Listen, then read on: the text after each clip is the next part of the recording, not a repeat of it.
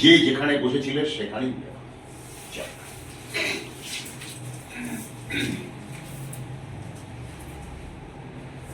আবার হাতটাকে এখানে রাখো।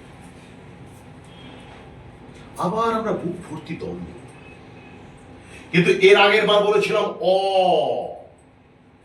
এবারে বলবো আ। কি বলবো?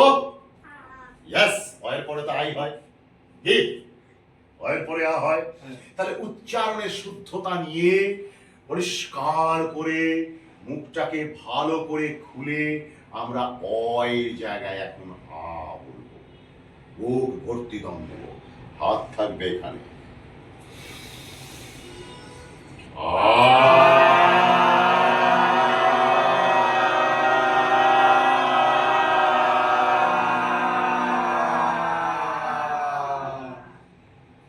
One more.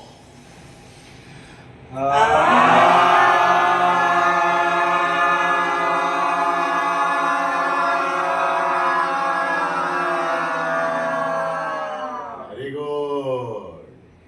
Number 3.